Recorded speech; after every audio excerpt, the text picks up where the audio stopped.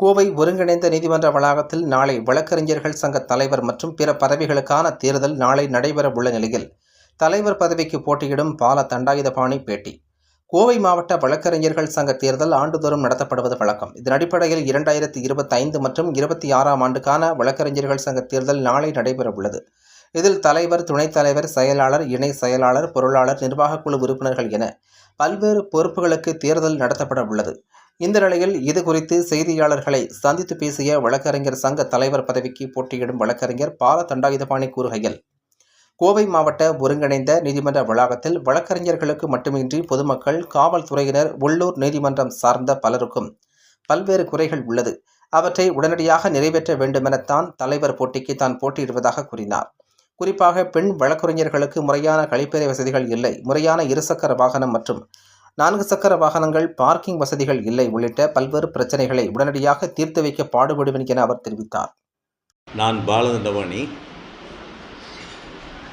கோவை வழக்கறிஞர் நீதிமன்ற வளாகத்தில் கடந்த 42 ஆண்டுகளாக நான் பணிபுரிந்து வருகிறேன்.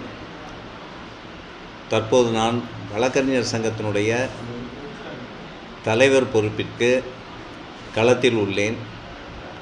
என்னை தேர்ந்தெடுக்கும் பட்சத்தில் என்னால் ஆன வழக்கறிஞர் சார்ந்த நல திட்டங்களை கொண்டு வருவேன்.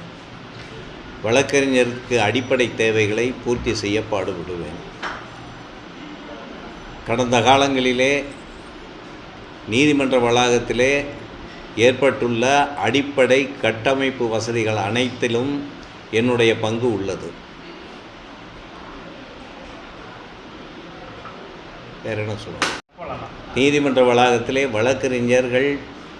வழக்கறிஞர்களுக்கு ஏற்படும் இடர்பாடுகளை நீதிமன்றங்களிலே வழக்கு தாக்கல் செய்யப்படும் போது உள்ள சிரமங்களையும், நகலகங்கள், ஜெராக்ஸ் மிஷின் பற்றாக்குறை, அடிப்படை கழிவறை பிரச்சனைகள், மகளிர் வழக்கறிஞர்களுக்கு கழிவறைகள் சரிவர பராமரிக்கப்படாமல் மிகுந்த சிரமத்திற்கு ஆளாகின்றார்கள். வழக்காடிகள் நீதிமன்றத்திற்கு வரும்பொழுது அவர்களுக்கு கழிப்பறை வசதிகள் சரிவர செய்து கொடுக்கப்படவில்லை. நீதிமன்றத்திலே வாகனங்களை நிறுத்துவதற்கு போதிய இடவசதி இல்லாத நிலை உள்ளது.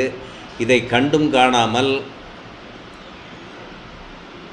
நீதிமன்ற வளாகத்தை பராமரிக்கும் பொறுப்பிலே இருக்கின்ற பொதுப்பணித்துறையினுடைய துறையினர் எந்த விதமான அக்கறையும் காட்டுவதில்லை.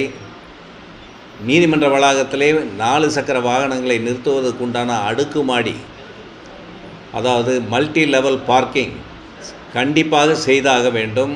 அப்படி செய்து கொடுக்கவில்லை என்றால் வழக்காடிகளும் பொதுமக்களும் அரசு சார்ந்த அதிகாரிகளும் காவல்துறை உட்பட அனைவரும் சிரமத்திற்கு ஆளாவார்கள். தினசரி அவர்கள் படுகின்ற வேதனை சொல்லி மாளாது.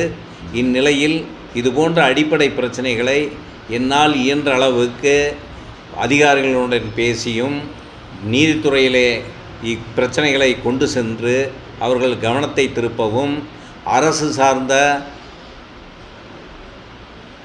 மாநகராட்சி ஆணையாளர், மாநகர மேயர் மற்றும் இந்த தொகுதியினுடைய எம்எல்ஏ, எம்பி, அது மட்டுமல்லாமல் மாநில அரசின் கவனத்திற்கு நீதிமன்ற வளாகத்தில் இருக்கக்கூடிய அத்தனை பிரச்சனைகளையும் கொண்டு செல்வேன் என்று என்னால் இயன்றவரை பாடுபட்டு நல்லது செய்ய, வழக்கறிஞர்களுக்கான அத்தனை தேவைகளையும் இயன்ற அளவு செய்வேன் என்ற உறுதியை கூறுகிறேன்.